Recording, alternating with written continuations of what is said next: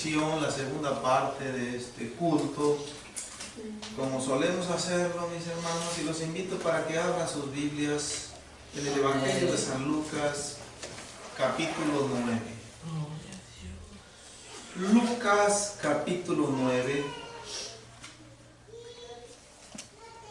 Continuamos viendo el tema "Ay de ti, Corazín, ay de ti, Betsaida", parte 3, perdón. Parte 3.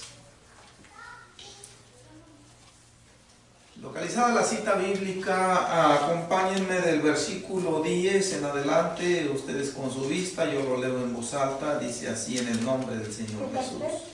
Lucas 9, 10 en adelante.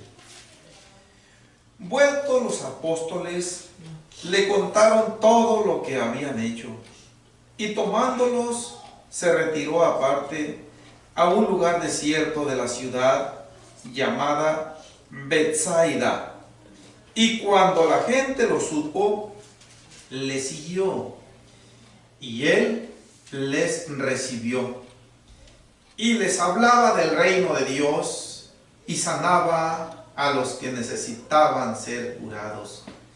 Pero el día comenzaba a declinar, y acercándose los 12, le dijeron: despide a la gente, para que vayan a las aldeas y campos de alrededor, y se alojen y encuentren alimentos, porque aquí estamos en lugar desierto.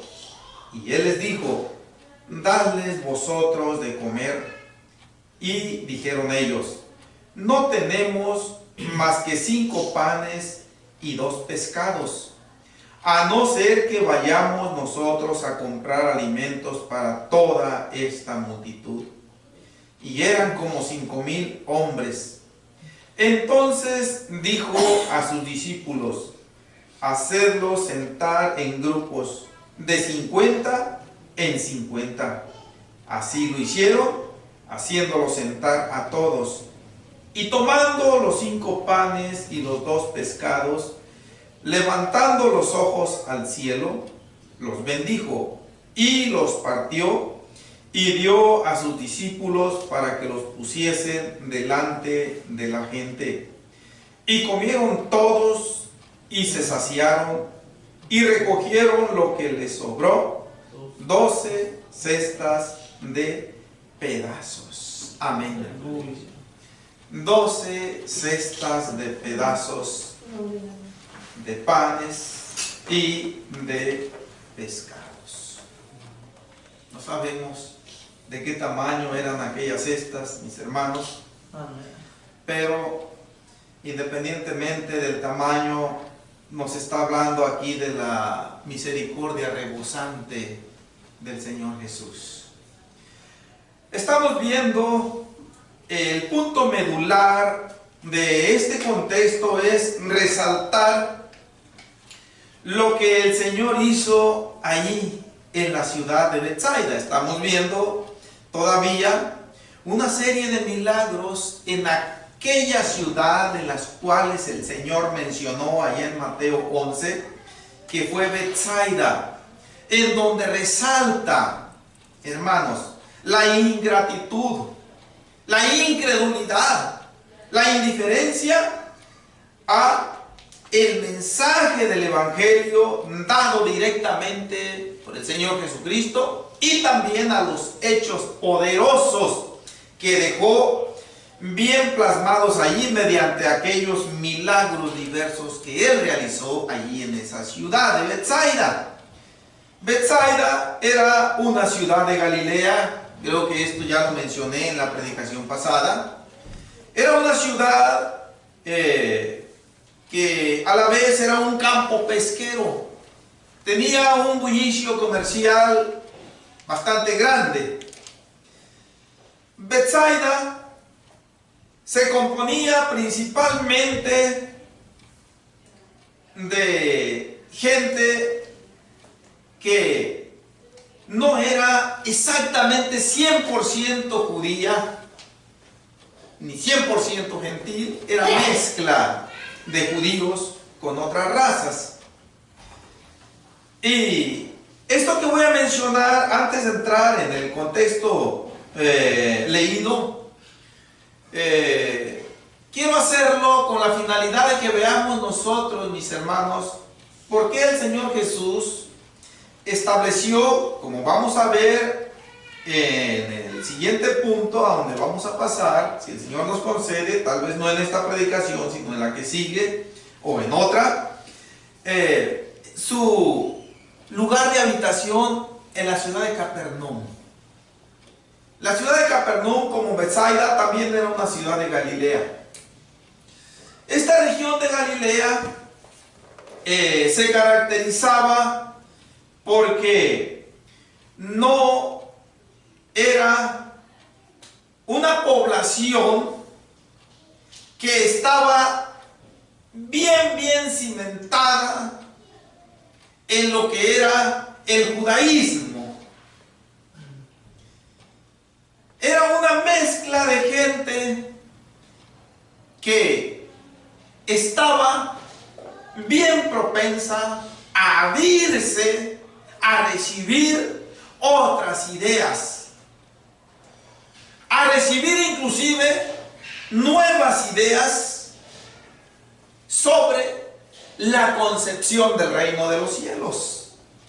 Entonces, yo solamente estoy suponiendo, no estoy aseverando de una manera contundente, que el Señor Jesús optó por iniciar la predicación del Evangelio en la región de Galilea, porque lo que Él iba a anunciar, lo que Él empezó a anunciar, era precisamente una nueva era, una nueva dispensación, en donde aquellos formalismos, solemnidades de la ley de Moisés iban a quedar en su gran mayoría ya abolidos, iban a quedar ya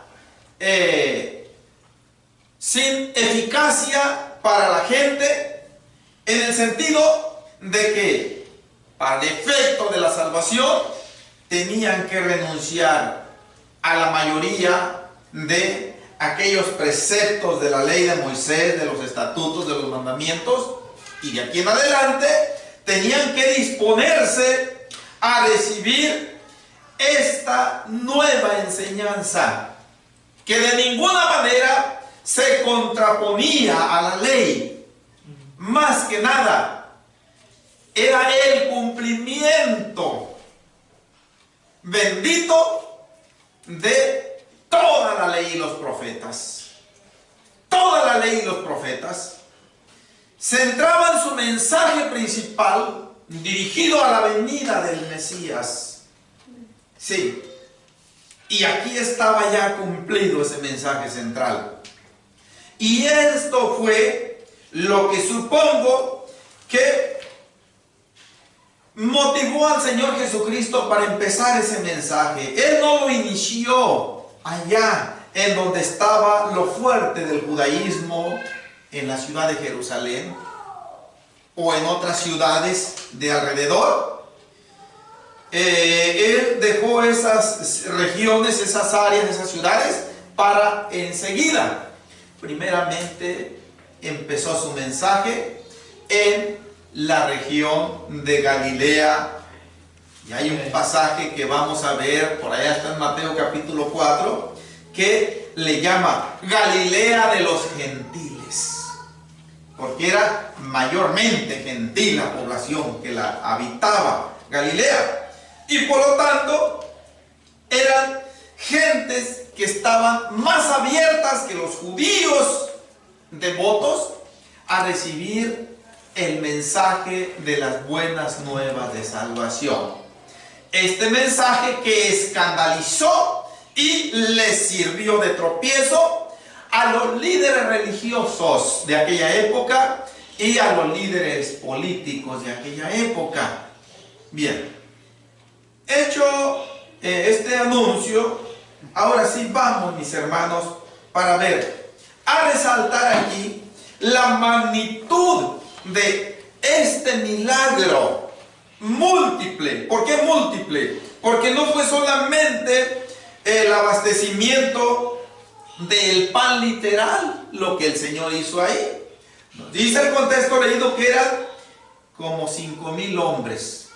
Ahora, esto es lo que regularmente nosotros damos por sentado aquí, que fueron 5,000 los que fueron alimentados, pero no fueron 5,000.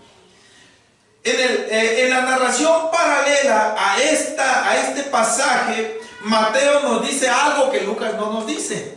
Vamos a Mateo capítulo 14, pero no dejemos esta cita de Lucas 9, por favor, porque ahorita vamos a regresar aquí otra vez. Mateo capítulo 14.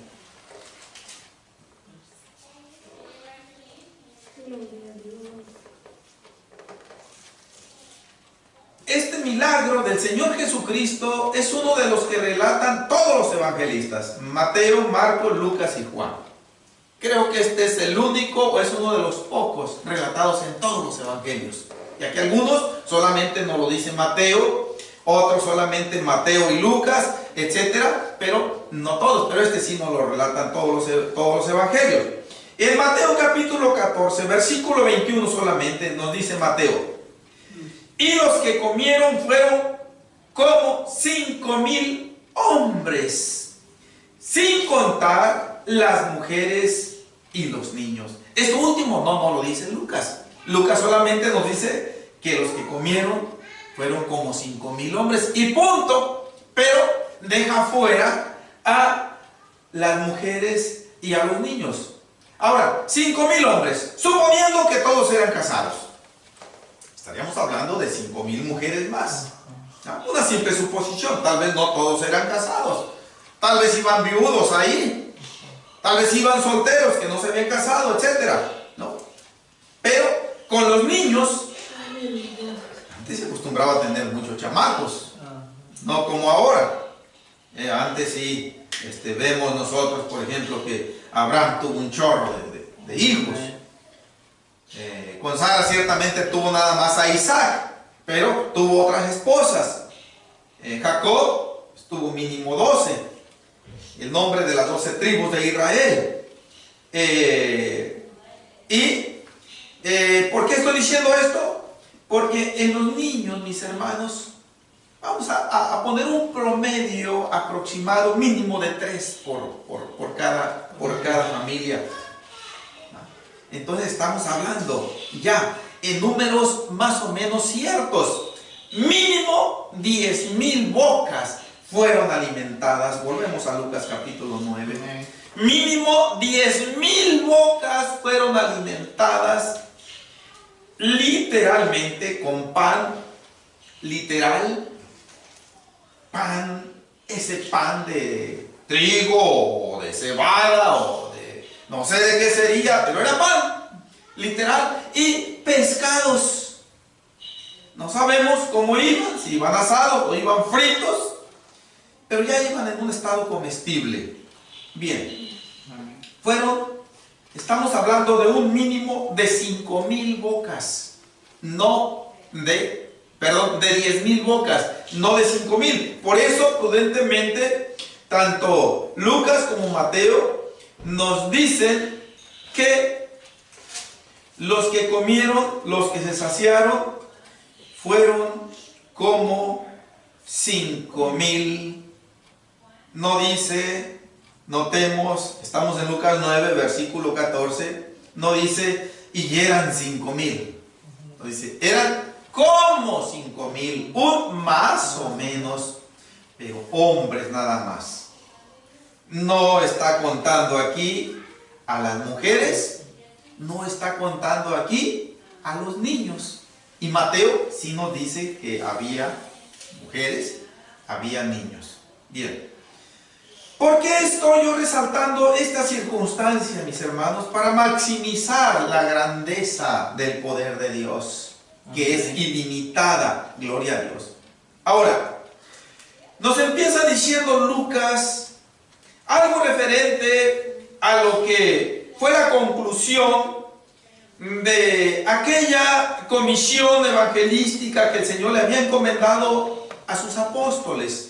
a sus discípulos, les había dado poder para echar fuera demonios y para sanar enfermedades. Y los apóstoles fueron y se gozaron, ejerciendo ese ministerio, ejerciendo ese poder que el Señor les delegó, y volvieron gozosos. Y cuando volvieron, Lucas nos empieza diciendo que le contaron todo aquello. ¿Ya? No nos da detalles de esto, pero sí le dijeron: Señor, en algunas otras partes bíblicas, aún los demonios se nos sujetaban en tu nombre. Hasta cierto punto como denotando sorpresa. Más que gozo, los apóstoles, sorpresa. Y pues ellos estuvieron conscientes, o cuando menos debieron haber estado conscientes, de que todo eso venía de la provisión de Dios. El elemento humano, no existe esa virtud, esa capacidad en uno mismo.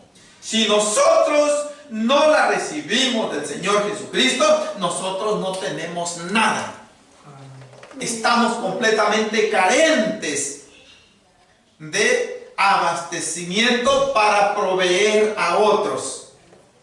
Tenemos que venir al Señor Jesús y que Él nos provea para poder proveer. Esto nos va a llevar a una conclusión alegórica con un mensaje espiritual que quiero dejarlo para el final de esta predicación, o cuando menos del análisis de este contexto leído. Gloria a Dios. Lo cierto es que cuando los apóstoles le cuentan todo esto, el Señor toma una decisión. Dice: vámonos a donde podamos estar solos. Dice: a un lugar aparte, a un lugar desierto, nos dice el versículo 10, termina diciendo: a un lugar desierto de la ciudad llamada Betsaida. Quiero hacer la aclaración de que cuando dice aquí la expresión un lugar desierto, no se está refiriendo propiamente al terreno topográfico de un desierto propiamente dicho. Hay parte de esto, pero más que nada se está refiriendo a un lugar en donde no son perturbados por aquellas multitudes que solían juntarse cuando sabían de la presencia del Señor Jesús. ¿Sí? El Señor, es probable que quería tomar tiempo a solas, en una privacidad especial con sus apóstoles.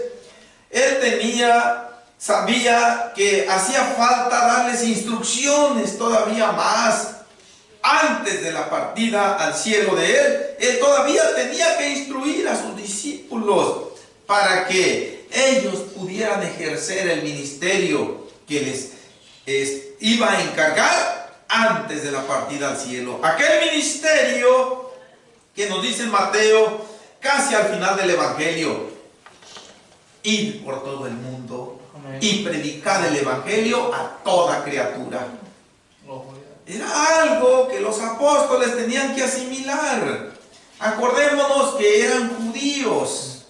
Acordémonos que para los judíos era abominación juntarse, acercarse, convivir, comer junto con un gentil. ¿Sí? Esto es lo que el apóstol Pedro le dijo a aquellos enviados por Cornelio el centurión, ahí en el capítulo 10 de Hechos, que nos dice: vosotros sabéis cuán abominable es para un judío juntarse con un gentil, pero Dios me ha mostrado. Y eso que Dios le mostró a Pedro, el Señor, pienso yo, que era parte de lo que tenía que instruirles, y que tal vez fue uno de los motivos por los cuales optó por llevarse a sus discípulos a un lugar desierto, a un lugar solo. Sí, y ahí estaba con ellos, pero no pudo tener esa privacidad por mucho tiempo, porque nos dice Lucas que cuando la gente lo supo, en el versículo 11, dice: le siguió. No nos dice Lucas cómo se enteró la gente. Es muy probable que más de alguno de aquellos pobladores haya visto al Señor con sus apóstoles retirarse por una vereda, por un camino. Y fue al caserío, fue a Betsaida y le dijo, ¿saben qué? El maestro está con sus discípulos allá en aquella parte. Se corrió la voz, mis hermanos, estos detalles no nos los dicen los evangelistas, pero indudablemente que se corrió la voz. Y el vecino le dijo al vecino, la vecina le mandó decir a su suegra, etcétera, está el Mesías, está el maestro, vámonos. Dice que la multitud se juntó y van. Y vemos otra muestra de la grandeza de la misericordia del Señor Jesús. En el versículo 11 nos dice, y Él les recibió. Las prioridades de las necesidades humanas fueron algo que el Señor Jesús siempre tuvo en cuenta para atenderlas. Él, indudablemente que él quería estar con sus discípulos aparte. En cualquier caso en donde se hubiera tratado de la reacción de un elemento humano, tal vez les hubiera dicho, ¿saben qué? Ahorita no tengo tiempo. Ahorita yo necesito estar con mis discípulos. Por favor, retírense. Mañana traten de venir a tales horas. Porque hoy mi agenda ya está saturada. En el elemento humano eso es muy común. Pero en el Señor no. Dice, y le recibió. ¿Y cuál fue el propósito? No fue para platicar de cosas seculares de este mundo, notemos.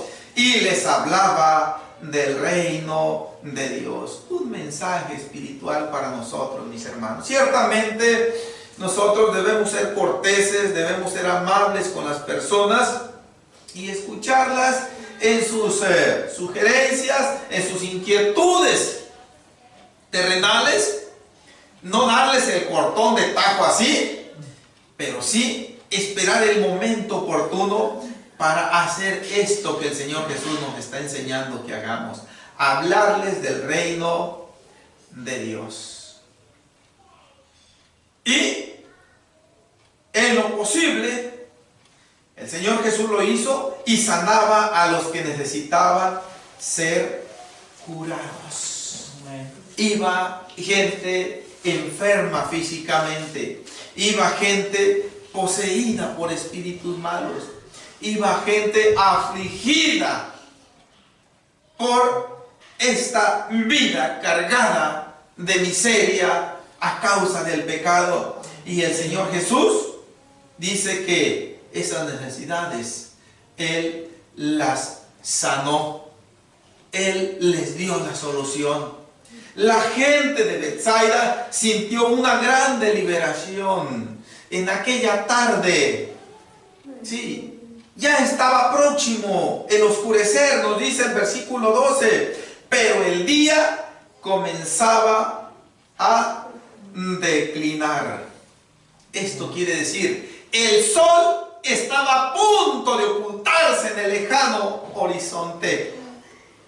Y como que nos está Lucas sugiriendo aquí la siguiente idea. Con esto ya se iba a terminar el tiempo para que el Señor atendiera a aquella multitud. Y esta idea los apóstoles la concibieron. Muy contrastada con la manera de actuar del Señor Jesús. Nos dice Lucas que cuando los apóstoles vieron que ya esa tarde que estaba todavía clara empezó como a quererse opacar al irse metiendo el sol, y vieron que el Señor Jesús seguía todavía bien centrado, hablándole a las almas, sanando enfermos, lo interrumpieron, se le acercaron y le dijeron, oye, despide a esta gente. Estamos aquí en un lugar en donde no hay donde abastecernos de comida. No hay en donde guarecernos de la noche. Estamos en un descampado aquí. Diles que se vayan a buscar alojamiento, que vayan a procurar comida por allí en los caseríos. Pero la respuesta del Señor Jesús, pienso que sorprendió a los apóstoles, mis hermanos, cuando el Señor les dijo: dadles vosotros de comer.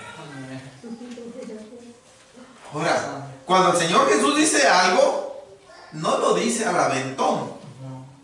No lo dice nada más a ver qué pasa. No. Si el Señor les dijo: dadles vosotros de comer, es porque el Señor sabía que ya les había dado esa potestad, esa capacidad, esa autoridad a los apóstoles para que lo hicieran. Ahora, lo que el Señor Jesús estaba haciendo aquí, hasta cierto punto nosotros podemos darlo por cierto esto, estaba viendo en ellos a ver qué tanto se habían ejercitado, qué tanto se habían disciplinado, cómo es que habían aprendido a usar aquella autoridad, aquella capacidad que Él ya les había delegado. Y hasta cierto punto, pues decepcionó una vez más al Señor Jesús, cuando la respuesta de ellos fue: no tenemos más que 5 panes y 2 pescados. Estas palabras quieren decir lo siguiente: no tenemos lo suficiente para darles de comer a todos. Pero hay algo más todavía, más rígido aquí. Como diciendo, lo que tenemos alcanza solamente para nosotros. No tenemos para darle a ninguno más. Si acaso va a satisfacer nuestra necesidad de alimentos, si acaso, pero no tenemos para esas gentes. Por eso es que le dicen ahí: a no ser que vayamos nosotros a comprar alimentos para toda esta multitud. Ahí está confirmada la idea. Lo que tenemos es nada más para nosotros. Si tú quieres que les demos, tenemos que ir a comprarles. Pero, hermanos, ir a comprar comida para 10,000 bocas, ni en este tiempo, mis hermanos. Que yo dijera: vámonos, hermanos, todos a comprar para unos 10,000, ni llenando los carros que traemos por dentro y las cajuelas y todo de abastecimiento de alimentos, no iba a alcanzar eso. ¿Sí? No. Con barras de pan, con salchichas, con jamón, no iba a alcanzar nada de eso. En aquel tiempo era lo mismo, pero el Señor quería perfeccionar en los apóstoles aquella fe, el desempeño de aquella autoridad que les había delegado. Esto el Señor Jesús quiso hacerlo a los apóstoles, y esto siempre el Señor Jesús va a estar queriendo hacerlo cada día en cada uno de los nuevos creyentes que vayamos ingresando a las filas de su iglesia. Necesitamos siempre la ayuda del Señor para ejercer la autoridad, la gracia, la capacidad que recibimos de Él. Todos los días nosotros necesitamos venir a Él para que nos enseñe, porque si tratamos nosotros de usarla de una manera incorrecta, va a ser un desastre, va a ser una catástrofe, va a ser una serie de perjuicios espirituales principalmente, en primer lugar en nuestra propia persona y después en los demás. Y es por eso que el Señor Jesús quería aquel tiempo para con sus apóstoles. Ahora esto nos da la enseñanza, el mensaje de que el Señor Jesús siempre nos está invitando.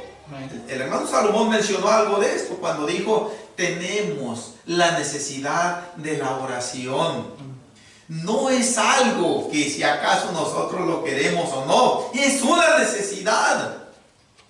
Se refería a él y a su esposa, Yo también lo hago mío eso. Y yo creo que cada uno lo hacemos propio. Tenemos la necesidad de estar en privado con el Señor Jesús. No es una acción egoísta de decir no quiero atender a los demás, no. Es una necesidad estar a solas con el Señor Jesús para que Él nos enseñe, nos recuerde, nos refresque la memoria de cómo hacer uso de su gracia que antes Él ya nos la delegó. Gloria a Dios. Y ahí está la solución. Como el Señor Jesús prácticamente de una manera implícita les dijo: no hay necesidad de que ustedes se retiren a comprar alimentos. Implícitamente el Señor Jesús les está diciendo: en donde yo estoy, todo va a ser suplido. Recuerdo el lema que tienen los de la congregación de enseguida: Dios proveerá. Esta convicción la tuvo Abraham cuando Isaac iba a ser sacrificado por él, por Abraham, y le dijo: Padre, pues aquí tenemos la leña, aquí tenemos el fuego, aquí tenemos lo necesario, pero ¿en dónde está el animal para el holocausto? Y Abraham le dijo: Dios se proveerá de cordero para el holocausto. El Señor Jesús implícitamente está diciendo: están ustedes olvidando algo muy importante, que donde yo estoy, ahí todo va a ser suplido. No hay necesidad, por muy difícil que sea, por muy imposible que parezca, que no vaya a ser suplida estando el Señor Jesús. Ya habían tenido la experiencia de la tempestad en el mar, cuando el Señor Jesús sosegó las olas y el viento. Eso como que ya se les había borrado a los apóstoles. La reacción de ellos no fue haber dicho: tenemos que ir a comprar alimentos. La reacción de ellos debe haber sido: Señor, ciertamente tenemos 5 panes y 2 pescados.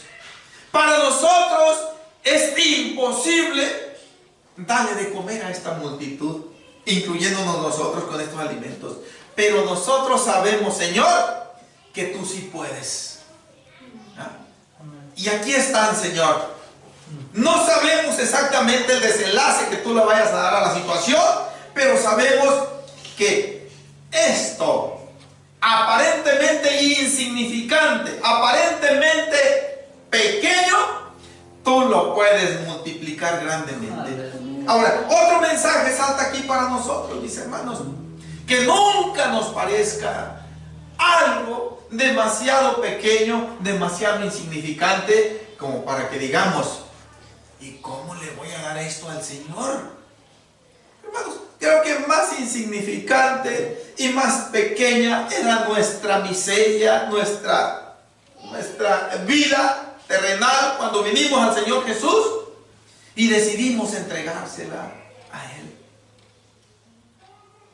Se cuenta la anécdota, quizá fue real, en caso de que no haya sido real, pero es una anécdota que nos habla de un bonito mensaje de un hermano que no llevaba más que un penny cuando llegó al culto, y no llevaba nada más. Y cuando el ministro dijo, como nos dice el hermano Salomón en los cultos: hermanos, los invito a pasar a la ofrenda ahora. Cuando el ministro dijo: hermanos, vamos a pasar a la ofrenda, aquel hermano dijo: ¿qué voy a pasar con un penny? Miraba que el hermano daba los $5, los $10, los $20, etc. Y yo voy a llegar con un penny. No tiene caso. Y oyó una voz que le dijo: dámelo. Y él todavía se puso realmente: Señor, pero es un penny, no es nada. Dámelo, le dijo, que eso es lo que yo necesito que me dé. todo lo que traigan, dice, y aunque sea algo irrisorio, de eso yo puedo hacer algo grande y lo puedo multiplicar. Esto es lo que implícitamente el Señor Jesús les dijo a los apóstoles. Esos 5 panes y 2 pescados en mis manos pueden abastecer. No solamente pueden alcanzar para que se sacie el apetito de esta grande multitud, sino que puede hasta sobrar. Y eso es lo que tenemos en el Señor Jesús. No solamente alcanza, sino sobra. No solamente satisface lo necesario, sino que podemos recoger. Gloria a Dios. Bien.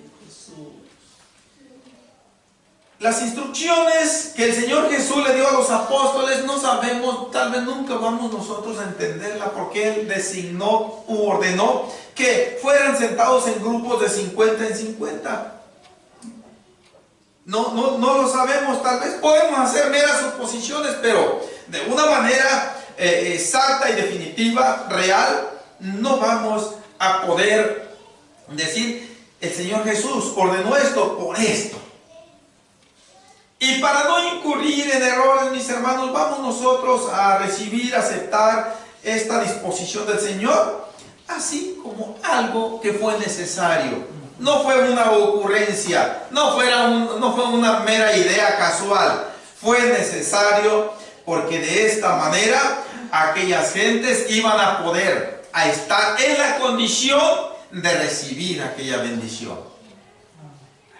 ¿Y qué tal si alguien hubiera dicho, no, que me lo dé si quiere aquí donde yo estoy?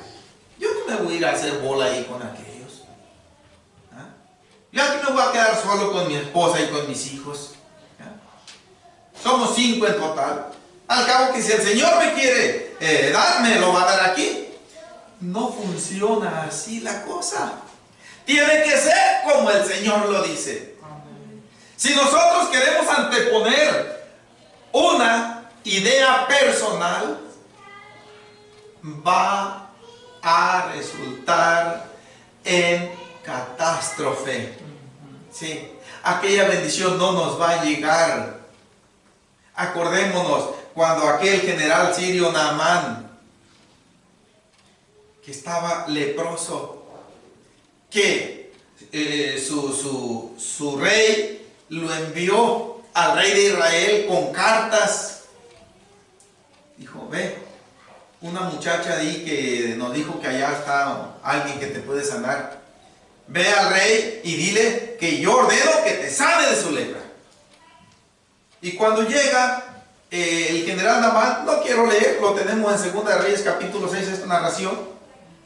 Cuando llega aquel general sirio Naamán, muy valiente, muy valeroso, nos dice el escritor bíblico que mediante este general Dios había dado grandes victorias a Siria. Quiere decir que este hombre era valeroso, no se amedrentaba ante la espada, no se amedrentaba ante la batalla. Su vida siempre estuvo en un hilo, pero eso no le infundió temor a él. Y llega con el rey de Israel y le dice, recibe estas cartas del rey de Siria. Las abre y ya ve que le dice, cuando lleguen ante ti estas cartas, sabe por ellas que yo te estoy ordenando que me sanes a mi general Naamán. Dice que aquel rey rasgó sus vestidos de coraje, de ira, y le dijo, ¿soy yo acaso Dios que dé vida o que quite la vida para que éste mande a mí a que sane de su lepra a un hombre? La lepra era incurable. La lepra solamente Dios la podía sanar a través de los medios, los elementos humanos que él había designado, a través de los sacerdotes, etc. Bien, pero solamente Dios lo podía sanar. Y de este hecho se entera el profeta Eliseo. Cuando Eliseo escucha que el rey se rasga sus vestidos y reniega, le dice, ¿por qué te rasga los vestidos? Dile, mándamelo para acá y vas a ver que hay profeta en Israel. Llega con Eliseo Y antes de que llegue con Eliseo de retirado, allá le ordena: hey, ve y zambúllete 7 veces en las aguas del Jordán. Y aquel general parece que fue una ofensa para él. Él quería ser sanado a su manera, conforme a sus ideas, no conforme a la idea de Dios. La orden de Dios era: ve y zambúllete 7 veces en las aguas del Jordán y vas a quedar limpio. Y este general dijo: allá, dice, en Siria hay ríos. Está Abana, está Farfar, dice, son aguas mucho más limpias que las del Jordán. ¿A poco si yo me zambullo allá, no voy a ser limpio también? Eliseo implícitamente le dijo: fíjate que no. Tú vas a recibir la sanidad, pero si la recibes conforme a lo establecido por los pasos que Dios está marcando. Y Dios está diciendo que tiene que ser en las aguas del Jordán. Si tú optas por irte a cualquier otro río, a cualquier otras aguas, vas a salir igual o peor de leproso. Pero si te metes en las aguas del Jordán, si te zambulles, como te estoy diciendo, vas a salir. Y cuando salgas, tu piel va a salir limpia como la de un niño. No, esa es una idea para otros, para mí no. Y ya iba todo enojado el rey, ya dispuesto a regresarse a su casa. Pero dice que sus criados lo rodearon. Dijeron: Señor, como diciéndole, tú eres un hombre valeroso y tú lo has demostrado a carta cabales. A nosotros nos consta nuestros respetos para ti, porque el temor al peligro tú no lo conoces. ¿Cuánto más esta cosa que te está diciendo, Señor, aquí el profeta, que te vayas y te zambullas al Jordán? ¿Cuál peligro? ¿Cuál esfuerzo es eso, Señor? ¿Qué es eso para ti? Y esto lo hizo recapacitar. Pues tienen razón mis siervos. Tienen razón. Y se zambulle, dice que se zambulló y salió limpiecito. Pero ¿qué fue lo que pasó, hermano? Tuvo que hacer a un lado. Tuvo que echar al cesto de la basura sus ideas personales y darle lugar al ordenado por Dios. Así pasó con aquellos 5,000 hombres, sin contar a las mujeres y a los niños. Todos, indudablemente que todos, porque todos, dice el versículo 17, y comieron todos y se saciaron. Quiere decir que todos hicieron a un lado sus ideas y se sentaron muy obedientes y humildes en grupos de 50 y 50. Esto nos enseña a nosotros, mis hermanos, que cuando el Señor diga algo, muchos han dicho: ¿a poco? Nada más porque no me bautice, yo no voy a ser salvo. ¿A poco nada más porque yo no me sujete a traer el cabello corto si se trata de un hombre? Si me gusta traerlo hasta con trenzas a mí. Me ha tocado ver en iglesias, hermanos, esto a mí. ¿A poco nada más por eso Dios no me va a dar la salvación? La palabra de Dios nos está lanzando prevenciones, advertencias serias. Y aquí están estas. Sí, nada más porque alguien no se bautice. Nada más porque alguien, siendo hombre, aunque se haya bautizado y después quiera andar todo greñudo o andar vistiendo de una manera tan estrafalgaria que se confunde con el mundo. Dios es misericordioso y en un momento dado puede tener misericordia de una manera muy especial de él, pero no hay garantía. ¿Por qué? Porque las reglas de Dios están bien claras aquí. Y aquí se siguieron. Sí, se sentaron todos y recibieron de parte de Dios el pan. ¿Fue pan literal? ¿Fueron panes literales? ¿Fueron pescados literales? Dios los multiplicó y alcanzaron para que comieran y todavía quedó para que llevaran. Ahora, dije yo, mis hermanos, ya rápidamente voy a dar el mensaje alegórico para terminar la predicación. En los apóstoles esto fue algo literal, pero aquí quedó un mensaje espiritual para nosotros. Dios nos está diciendo a todos los creyentes sinceros, honestos, también aquellas palabras imperativas: dadles vosotros de comer. Ahora nosotros no vamos exactamente a ir con pan literal y con peces literales, no vamos a ir con alimento literal exactamente a darle de comer a la multitud. Nosotros vamos a darle ese maná del cielo, esa palabra de Dios.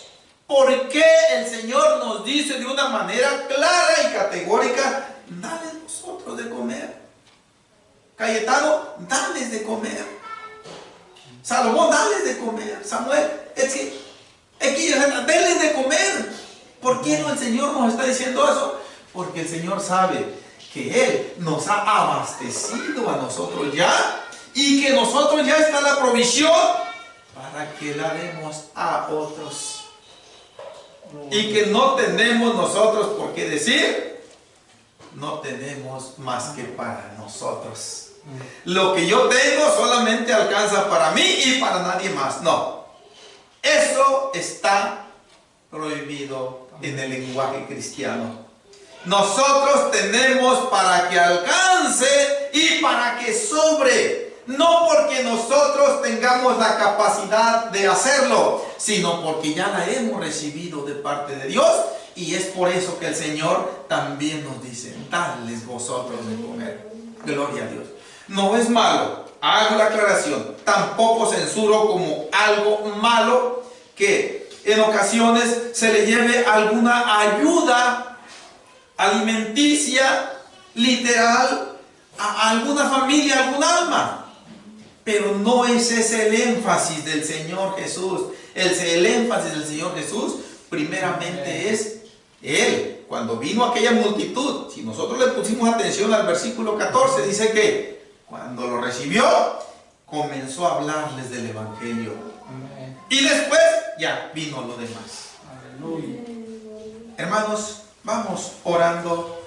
Terminamos la parte 3. Ay de ti, Corazín. Ay de ti, Betsaida. Hemos recibido de parte de Dios alguna provisión. Bendito Salvador.